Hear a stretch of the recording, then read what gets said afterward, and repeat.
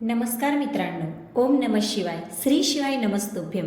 आज आपण एका व्यापाऱ्याची कहाणी ऐकणार आहोत.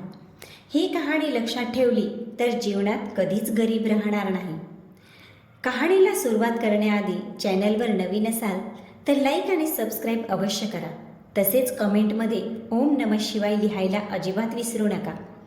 काही लोक जीवनभर गरीब राहतात. ते श्रीमंत का होत नाही? श्रीमंत होण्यासाठी काय करावे लागते? प्रत्येक व्यक्तीला असेच वाटते की आपण नेहमी श्रीमंत असावे, आपण कधी गरीब नसावे. कारण गरीब लोक नेहमी दुःखी राहतात. गरीबाला प्रत्येक वेळेस असंच वाटत असतं की गरिबी आपल्यापासून नेहमी दूर असावी.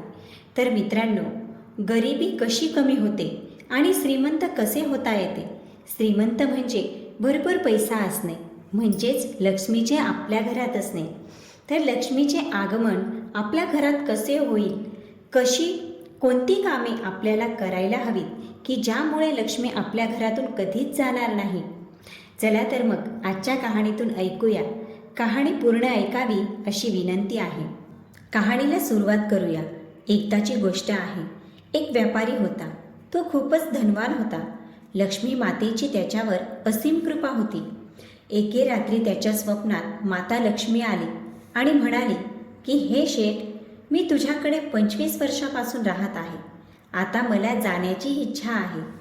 व्यापारी व्याकुळ झाला आणि म्हणाला, हे देवी लक्ष्मी, तुम्ही माझ्या घरातून जाऊ नका. माता लक्ष्मी म्हणाल्या, का जाऊ नको? व्यापारी म्हणाला, एक तुम्हीच आहात ज्यामुळे लोक मला सलाम करतात, माझी इज्जत करतात. जर तुम्हीच राहणार नाही तर मी रस्त्यावर येईन. मी पूर्णपणे भिकारी होईल. माता, तुमच्या असण्यामुळे मी माझे मित्र, नातेवाईक सगळ्यांना सोडून दिले. एवढेच काय, पण मी मंदिरात जाणे तसेच पूजापाठ करणे सुद्धा सोडले आहे. त्यावर माता लक्ष्मी म्हणाल्या, मी थोडेच तुला सांगितले होते की माझ्यासाठी तू हे सर्व काही सोडून दे. मंदिरात जाणे बंद कर, नातेवाईकांशी बोलणे बंद कर, संबंध सोडून दे, मित्रांना भेटणे सोड. माता लक्ष्मी म्हणाल्या, शेठजी, मी जाणार हे निश्चित आहे, कारण मी एके ठिकाणी थांबत नाही. शेठजी म्हणाले, तुमची अशीच इच्छा आहे तर जा, पण तुमच्या गेल्याने मी खरंच रस्त्यावर येईन. माझी तुमच्यावर खूप प्रेम आहे. नंतर माता लक्ष्मी म्हणाल्या, शेठजी, मी आता जाता जाता तुला एक वरदान देईन. घाबरू नको, विचार कर आणि जे मागायचे असेल ते माग. मात्र एकच वरदान देईन, दुसरे मागू नकोस. नीट विचार करून माग. शेठ म्हणाला, मी आता वरदान मागत नाही. मी घरी जातो, सगळ्यांचा सल्ला घेतो, मगच वरदान मागतो. मला थोडा वेळ द्या आणि तुम्ही उद्या या. हे खरे आहे, जे लोक चालाक आणि हुशार असतात ते स्वतः निर्णय घेत नाही. ते आपल्या परिवारासोबत विचारविनिमय करून त्या गोष्टीचा निर्णय घेत असतात. मित्रांनो, लक्ष्मी स्वप्नातून निघून गेली. शेठजी सकाळी आपल्या 4ही सुनांकडे पोचले आणि 4ही सुनांना सांगितले की बेटा, आता आपण भिकारी होणार आहोत. सुना म्हणाल्या, असे काय झाले की आपण भिकारी होणार आहोत? तेव्हा शेठ म्हणाला, रात्री लक्ष्मी माता स्वप्नात आली होती आणि म्हणाली, शेठजी, आता मी तुझ्या घरून जात आहे, परंतु एक वरदान देऊन जाईल. आणि तुम्हाला तर माहीतच आहे, लक्ष्मी घरातून गेली तर आपण भिकारी बनू आणि रस्त्यावर येऊ. लक्ष्मी मातेने एक वरदान मागण्यास सांगितले आहे, पण मला समजत नाही की मी काय वरदान मागू. मोठ्या सुनेला विचारले की मी कुठले वरदान मागू? मोठी सून म्हणाली, तुम्हाला सोने तसेच दागिने मागायला हवेत. शेठ ठीक आहे असे म्हणाला. त्यानंतर त्याने दुसऱ्या सुनेला विचारले, तू सांग, तुला काय वाटते, लक्ष्मीजवळ काय मागायला हवे? तेव्हा ती म्हणाली, तुम्ही लक्ष्मीजवळ स्कूल, कॉलेज तसेच शहरातील सर्व हॉस्पिटल मागा, कारण कॉलेज तसेच हॉस्पिटलमध्ये खूपच पैशाची कमाई होते. शेठजी ठीक आहे म्हणाले. तिसऱ्या सुनेला विचारले, तू सांग, तुझी काय इच्छा आहे, मी लक्ष्मीजवळ काय मागायला हवे? तेव्हा ती म्हणाली, तुम्ही शहरातील सर्व जमीन मागून घ्या, कारण जमिनीत भरपूर धान्य पिकते. जर एवढे धान्य पिकले तर आपण कधी गरीब होणारच नाही, नेहमी श्रीमंतच राहू. शेठजी तिलाही ठीक आहे असे म्हणाले.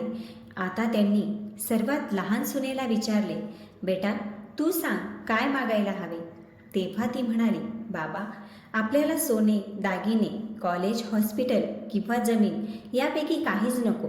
पण जेव्हा लक्ष्मी तुमच्या स्वप्नात येईल आणि वरदान मागण्यास सांगेल तेव्हा तुम्ही हेच मागा की माझ्या चारही सुना आणि मुलांमध्ये आपुलकीचे एकतेचे आणि प्रेमाचे संबंध कायम असू दे.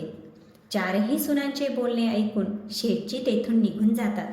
रात्र झाली. शेठजी झोपले आणि लक्ष्मी माता स्वप्नात आली आणि म्हणाली, शेठजी तू घरातील सर्वांकडून सल्ला घेतलाच असेल. माग, तुला काय मागायचे आहे. मात्र फक्त एकच वरदान माग, कारण मी तुला फक्त एकच वरदान देणार आहे. शेठजी म्हणाले, हो माते, मी एकच वरदान मागेल. शेठ म्हणाले, हे देवी, तुम्ही गेल्यानंतर आम्ही गरीब होऊ, पण असा वरदान देऊन जा की माझ्या मुलांमध्ये तसेच चारही सुनांमध्ये म्हणजेच माझ्या पूर्ण परिवारात कायम आहे तसेच प्रेम बनून राहावे. बाकी आम्हाला काहीच नको. लक्ष्मी माता म्हणाले, परत एकदा विचार करून घे. तुला दुसरे काही वरदान तर नाही ना मागायचे. शेठजी म्हणाले, नाही माते, मी विचार करूनच मागत आहे. लक्ष्मी म्हणाले, मी परत एकदा सांगते, चांगला विचार कर. तुला हेच वरदान मागायचे आहे का. शेठजी म्हणाले, नाही माते, मी चांगला विचार केला आहे. मला हेच वरदान हवे आहे की तुमच्या गेल्यानंतर सुद्धा माझ्या संपूर्ण परिवारात प्रेम टिकून राहावे. शेठजीचे असे बोलणे ऐकून माता लक्ष्मी खूप प्रसन्न झाली आणि म्हणाली, शेठजी आता तू चिंता करू नकोस. आता मी तुझ्या घरातून कधीच जाणार नाही. शेठजी म्हणाले, माता तुम्ही तर म्हणत होत्या की मला जायचे आहे.